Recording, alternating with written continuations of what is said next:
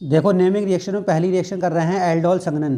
ठीक है, एल्डोल संघनन अभिक्रिया पेपर पूछी जाती है। ये हमने एक एल्डिहाइड ले लिया, CHO ग्रुप होता है एल्डिहाइड, CH3CHO, इसको बॉन्ड स्ट्रक्चर में लिख लिया। ठीक है, और एक एल्डिहाइड ऐसे सिंपली लिख लिया CH3CHO।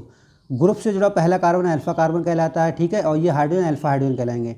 तो यहाँ के हाइड्रोजन उठ के जाएंगे और ऊपर अटैक करेंगे, जिससे O का बॉन्ड टूट जाएगा और O के संग OH बन जाएगा। क्लियर, तभी इस कार्बन की बैलेंसी यहाँ पर फ्री हो जाएगी, क्योंकि यहाँ बॉन्ड टूट जाएगा। क्लियर, इधर H चला गया तो इसकी इस कार्बन की बैलेंसी कम हो गई। अब इस कार्बन की बैलेंसी कम, इस कार्बन की बैलेंसी कम, तो ये दोनों आपस में ऐसे करके जुड़ जाएंगे। ठीक, तो देखो कंपाउंड बन जाएगा CH3CH, वो OH बन गया था, और ये CH सिंगल बॉन्ड से इधर CH2CHO के साथ जुड़ गया जी, CH2CHO बचा, उसके साथ ये जुड़ गया, ये बन गया हमारा एल्डोल। ठीक है, इसका IUPAC नेम लिख सकते हो, पहला दूसरा तीसरे कार्बन पे हाइड्रोक्सी है तो कहोगे 3 हाइड्रोक्सी, 4 कार्बन को क्या कहते हैं ब्यूट, सब सिंगल बॉन्ड है तो एन अल, ब्यूटेनल। ठीक, आगे देखो, ये देखो अगर हम इसको गर्म कर दें, ये एल्डोल जो बना इसको अगर हम गर्म कर दें तो क्या बनेगा, तो इसमें से वाटर निकाल देंगे आप।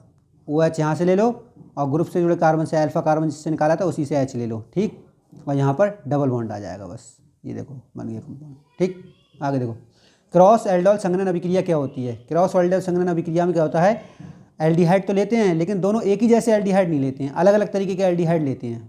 जैसे यहाँ पर 1 2 3 कार्बन का एक एल्डिहाइड ले लिया और यहाँ पर 2 कार्बन का एक एल्डिहाइड, इसे क्या कहते हैं एसिटल्डिहाइड, ये प्रोपेनॉल्डिहाइड। ठीक, तो अब यहाँ से अल्फा कार्बन कार्रवाई वही होना है, अल्फा कार्बन उठ के जाएगा, यहाँ पर हाइड्रोजन उठ के जाएगा, यहाँ पर अटैक करेगा, OH बन जाएगा ये, और यहाँ बैलेंस फ्री, तो ये और ये CH2 आपस में जुड़ जाएंगे, बस बन गया। इसका IUPAC नेम लिख देना। ठीक, तो बस क्रॉस एल्डोल में जो है 2 अलग अलग तरीके के एल्डिहाइड ले रहे होते हैं। जैसे ये ले लिया हमने फार्मल्डिहाइड, SCHO फार्मल्डिहाइड होता है, लेकिन फार्मल्डिहाइड में देखो ग्रुप वाला कार्बन ये हो गया, अब ग्रुप से जुड़ा कोई कार्बन ही नहीं है, यानी इसमें अल्फा कार्बन ही नहीं है तो अल्फा हाइड्रोजन भी नहीं होगा, तो इसलिए इस साइड में ऐसा कंपाउंड लेंगे जिसमें अल्फा हाइड्रोजन हो, तो यहाँ CH3CHO लिया। ठीक है,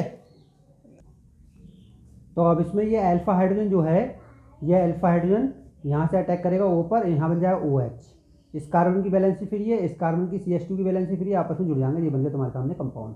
IUPAC नेम लिख देना इसका। ठीक है, अब आगे देखो, ये बेंजीन पर एल्डिहाइड ले लिया मैंने, तो इसमें ये ग्रुप से जुड़ा कार्बन और ये भी कार्बन है, अल्फा कार्बन तो है लेकिन इस पर हाइड्रोजन नहीं है। ठीक है, इसलिए अल्फा हाइड्रोजन नहीं है, इसलिए एल्डोल अभिक्रिया अकेले में देना चाहेगा दोनों आपस में तो नहीं दे सकता, तो इसलिए CH3CHO लिया हमने इस साइड में। अब यहाँ से H ने अटैक करिए, यहाँ बन गया OH, इस कार्बन की बैलेंस फ्री, इस कार्बन की बैलेंस फ्री, ये दोनों आपस में जुड़ गए, ये देखो बन गया कंपाउंड। IUPAC ने लिख देना। क्लियर, अब इसके बाद देखो इसकी परिभाषा है, इन दोनों की परिभाषा है।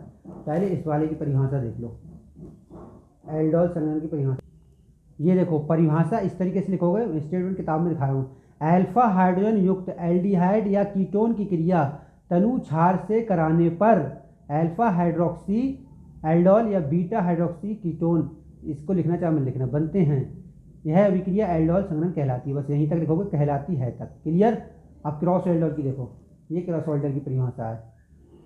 जब एल्डोल अभिक्रिया 2 कार्बोनिल यौगिक, मैंने बताया 2 अलग अलग तरीके के लेते हैं, 2 अलग अलग कार्बोनिल यौगिकों में होती है तो इसे क्रॉस या मिश्रित एल्डोल संघनन कहते हैं। इस अभिक्रिया में भाग लेने वाले दोनों कार्बोनिल यौगिकों में अल्फा हाइड्रोजन परमाणु हो सकता है या दोनों में किसी एक में भी हो सकता है। ठीक, यहाँ तक लिख देना बस, कहाँ तक, यहाँ तक, इससे आगे मत लिखना, आगे एग्जाम्पल मैंने तुम्हें बताई, वो एग्जाम्पल लिखे आना। ठीक।